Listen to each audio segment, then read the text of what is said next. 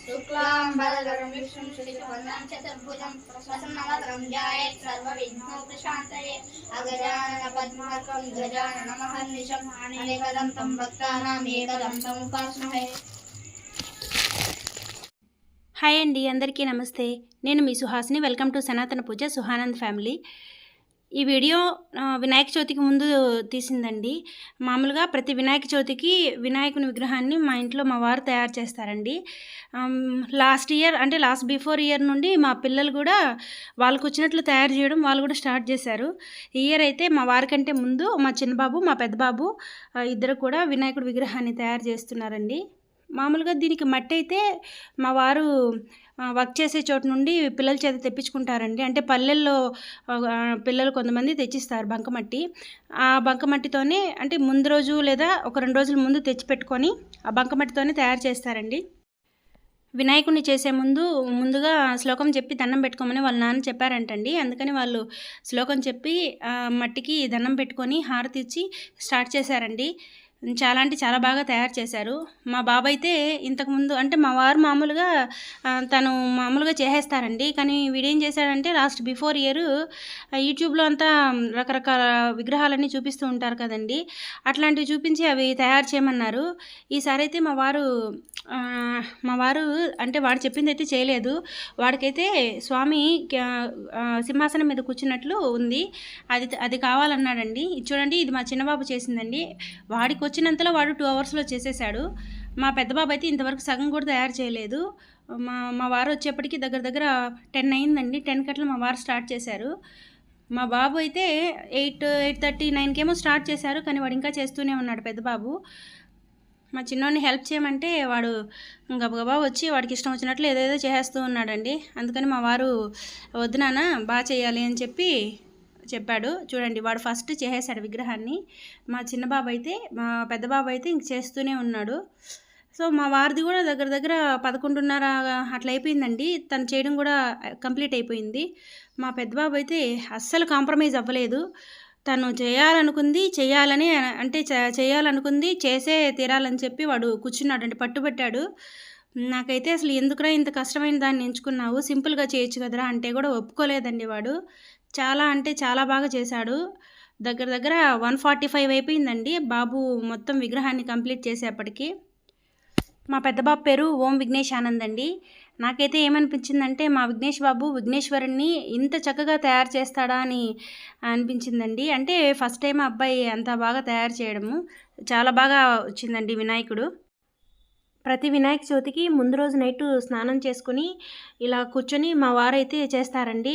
మొత్తం విగ్రహం పూర్తయ్యేంత వరకు మా వారైతే లేవరు. ఈసారి ఆల్మోస్ట్ మా ఓం బాబు అంటే పెద్ద బాబు మొత్తం వినాయకుడి విగ్రహాన్ని పూర్తయ్యేంత వరకు మధ్యలో ఒక్కసారేమో లేచాడండి పైకి, అంతేను. అప్పటి వరకు కూర్చొని వాడు చేస్తూనే ఉన్నాడు. ఇదే కాదండి, మామూలుగా డ్రాయింగ్స్ కూడా చాలా బాగా వేస్తాడు. వేసేప్పుడు కూడా కొంచెం అది అటు ఇటు అయినా ఒప్పుకోడు. పర్ఫెక్ట్గా వచ్చేంత వరకు డ్రా చేస్తూనే ఉంటాడు. చాలా చక్కగా డ్రాయింగ్స్ వేస్తాడండి. లాస్ట్ వినాయక చవితికి చిన్న గణేష్ని మోదకం పట్టుకున్నట్లు ఒక డ్రాయింగ్ వేశాడండి. చాలా బాగుండింది. నేను ఆ లింక్ కూడా కింద డిస్క్రిప్షన్లో ఇస్తాను, ఒకసారి చూడండి.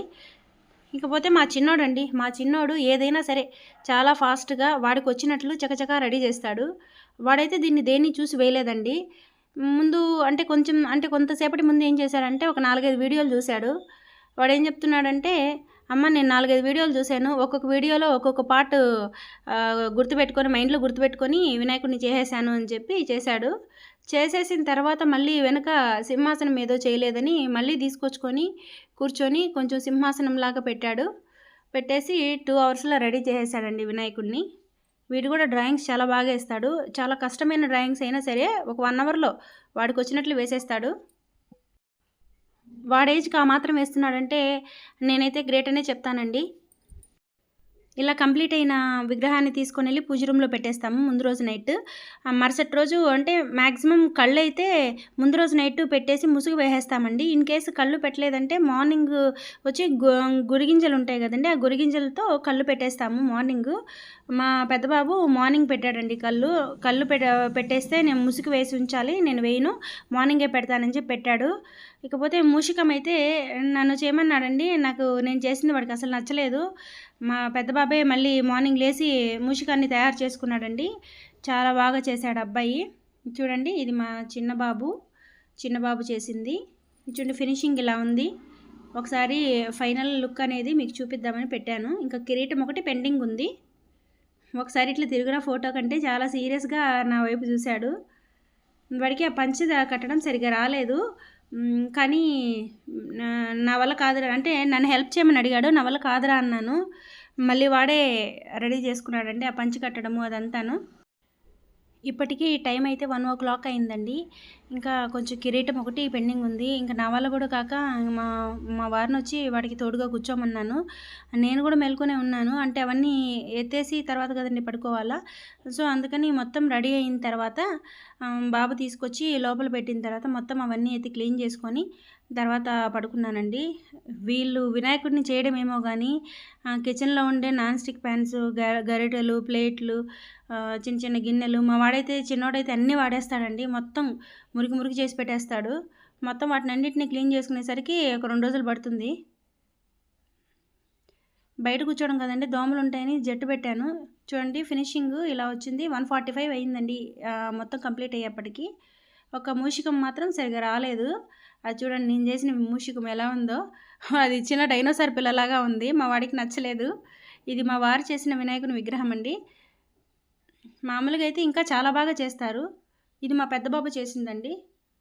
చూడండి, మూషికాసుడు కూడా చాలా బాగా చేశాడు. మూషికాన్ని కూడా చాలా బాగా చేశాడు. నేను చేసింది తీసి పక్కన పడేసి వాడు చేసుకున్నాడండి మళ్ళీ. ఇది మా చిన్నోడు వినాయకుడిని చేసి, వినాయకుడు శివుని పట్టుకున్నట్టు పెడతానమ్మని చెప్పి మధ్యలో శివలింగాన్ని కూడా పెట్టాడండి. ఎవరి వినాయకుడి దగ్గర వాళ్ళు నిలబడుకోండిరా ఫోటో తీస్తాను అంటే వాళ్ళు వచ్చి నిల్చున్నారండి. ఇక పూజ అంతా మనవంతు. పిల్లలైతే విగ్రహాలని తయారు చేసేశారు. మేము తయారు చేసిన ప్రతిసారి విభూది కానీ లేదా పసుపును కానీ స్వామి మీద అలా చల్లుతామండి. చల్లేసి తర్వాత పూజలో పెడతాము. పిల్లలను అప్పుడప్పుడు ఇలా ఫ్రీగా వదిలితే వాళ్ళ టాలెంట్ కూడా బయటపడుతుందండి. ఇది ఈరోజు చిన్న వీడియో. నచ్చితే ప్లీజ్ లైక్ చేయండి, సబ్స్క్రైబ్ చేసుకోండి. Thank you.